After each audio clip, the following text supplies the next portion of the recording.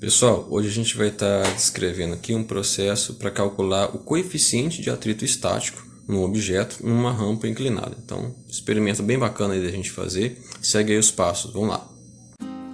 Pessoal, materiais necessários. Eu peguei aqui uma superfície, vou utilizar o caderno. Vou precisar também aqui da régua. Vou utilizar um material para calcular o atrito com o caderno. Vou pegar aqui a borracha. E alguma coisa para anotar as informações, né? Pode ser uma folha, um lápis, uma caneta, para a gente anotar e fazer os cálculos, ok? Então aí o caderninho, caderno, borracha, régua, lápis e papel para fazer as continhas. O caderno é de preferência, né, o de capa dura, porque a gente vai precisar de uma superfície rígida. Pode ser outra coisa também que tenha superfície rígida, pode ser uma tábua. Pode ser, sei lá, uma coisa, por exemplo, um livro, né, que tem uma capa dura. E a borracha também, ou pode ser qualquer outro objeto além da borracha, pode ser uma caixinha de fósforo ou qualquer coisa que cabe aqui em cima. Então vamos lá, o procedimento do experimento é bem simples. Você vai colocar o caderno, eu escolhi aqui, ó, a quina da parede, com uma bancada. Fica mais fácil da gente fazer o experimento, vou explicar por quê, ó. Vou colocar o caderno assim. E daí a gente pega o objeto, escolhe um ponto fixo, né? A gente sempre vai colocar ele nesse cantinho aqui. E daí o esquema é o seguinte: você vai começar a inclinar essa superfície como se fosse uma rampa. Você vai inclinar até o momento em que você vê que a borracha vai começar a escorregar, ou o objeto que você escolheu. Então você vai inclinando, no caso aqui eu vou ver bem devagarzinho até você ver o ponto que ela vai começar a escorregar. Então mais ou menos aqui, ó. Então você vai gravar bem esse ponto aqui. O que você vai fazer agora? Vai medir essa altura aqui, ó, da onde a gente está segurando, dali da onde a borracha começou, até o chão. Então essa é a inclinação da rampa aqui, ó. Então, ó, coloquei a régua aqui, ó. É claro que eu tô com uma mão no celular e outra segurando, você que vai estar com as duas mãos, às vezes fica um pouco mais fácil. Então aqui deu aproximadamente aqui, ó. Aqui no caso deu 12, mas lembrando que lá no comecinho da régua, ela tem mais ou menos ali um meio centímetro a mais, né? Então aqui na verdade eu teria que acrescentar aqui o 12, perdão, estava aqui. 12,5 na verdade seria 13 centímetros, né? A altura aqui que o caderno está inclinado. Próximo passo então, voltando aqui, é você medir o comprimento do caderno. Vamos ver aqui quanto que dá, ó. No meu caderno aqui no caso, ou a superfície que você vai escolher, você vai medir. No meu caderno aqui deu aproximadamente 28 centímetros. Então vamos anotar essas informações aí, ó. A altura aqui que a gente viu aqui foi de 13 centímetros e aqui o comprimento 28. Então agora eu vou mostrar o que a gente vai fazer com essas medidas para calcular o atrito entre a borracha e o caderno. Então olha só, tentei fazer aqui um desenho representando então aqui a rampa, aqui a superfície na horizontal e aqui é a altura que nós medimos lá, que deu aproximadamente ali 13 centímetros. E aqui o comprimento do caderno deu 28 centímetros. Como que a gente vai fazer para calcular o coeficiente de atrito? O coeficiente de atrito a gente representa pela letra grega Mi, né, que parece a letra U.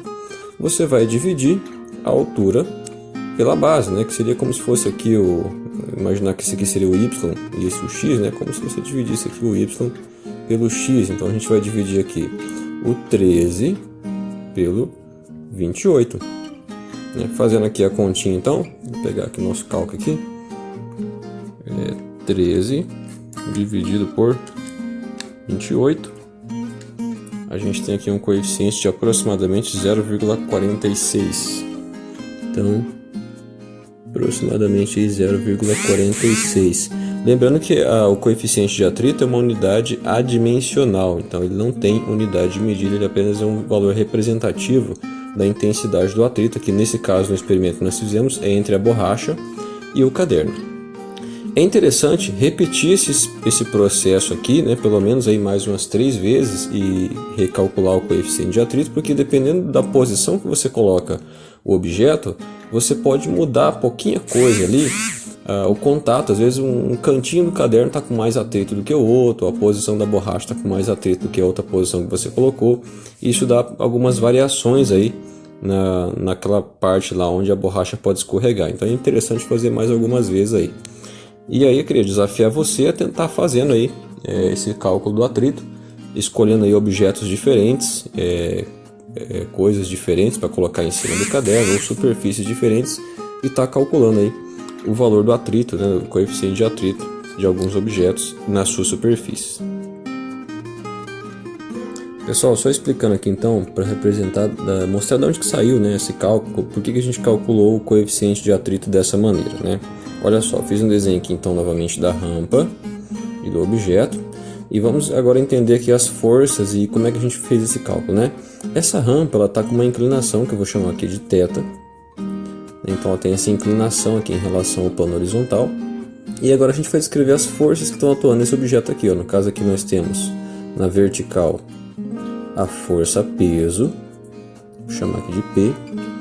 Temos aqui também, ó, para cima, atuando aqui de maneira perpendicular à superfície, né, é a força normal, vou chamar de Fn, força normal. E aqui tentando impedir que o objeto escorregue, lembrando que a gente está falando aqui do atrito estático, tá? Então esse sistema aqui ele está estável. Então a gente tem aqui a força de atrito, que eu vou chamar de FAT, força de atrito. Então nós temos esse sisteminha aqui. Então como é que fica o cálculo dessas forças aqui, ó? Na geometria, né, se você pegar aqui essa inclinação da rampa em relação horizontal, forma então esse ângulo θ, que é o mesmo ângulo que se forma aqui, ó, entre o peso e essa linha aqui que acompanha a direção da força normal. Então aqui também eu tenho um ângulo θ. Então, como esse sistema está estável, essa força normal tem que ter o mesmo valor dessa componente aqui do peso nessa direção aqui, ó, na direção da força normal. Então essa componente aqui a gente sabe lá da matemática, que é a mesma coisa que eu escrevi o quê? A força normal é igual ao peso vezes cosseno do ângulo, né? Essa componente aqui, ó. E a mesma coisa aqui para a força de atrito. A força de atrito ela tem que se contrapor aqui, ó, a essa componente da força peso que está nessa direção aqui, né? Que é o mesmo valor dessa parte aqui, ó. Então essa parte aqui vai ser o seno. Então a força de atrito vai ser P seno de θ. P seno de θ. Então essas são as equações ali que estão regendo esse sistema aqui, ó. Mas nós sabemos lá dos conhecimentos lá de física, né, que a força de atrito ela é calculada como? Através do coeficiente μ vezes a força normal. Então a força de atrito também pode ser μ vezes a força normal. Então se eu pegar agora aqui, ó, esse trecho aqui da equação e trocar a força normal pelo que nós escrevemos aqui, ó, a força normal é P cosseno θ, né? Então eu vou trocar aqui o Fn por P cosseno θ. Então essa parte da equação vai ficar assim, ó, P seno de θ é igual a μ vezes P cosseno θ. E aqui, ó, o que eu posso fazer aqui? Corta aqui o peso com o peso, né? A gente cancela aqui. O cosseno eu passo para cá dividindo, e aí está multiplicando, passa dividindo, então vai ficar dessa forma aqui, ó.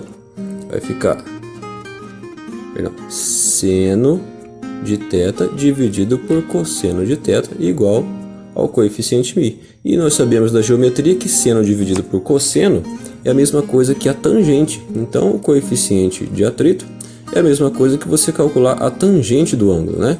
E lá da geometria, como é que a gente calcula a tangente de um ângulo?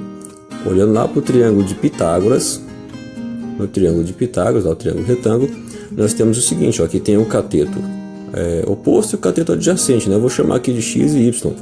Então a tangente de um ângulo é só você dividir lá o cateto oposto pelo cateto adjacente, então é a mesma coisa que dividir aqui o x pelo y, né? Dividindo o x pelo y. Então foi o que a gente fez aqui, ó, x pelo y. Então, como μ é tangente é o x sobre y, então foi o que nós fizemos ali, ó.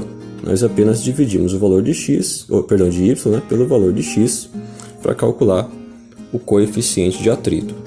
Ok? Então essa foi a proposta aí do experimento.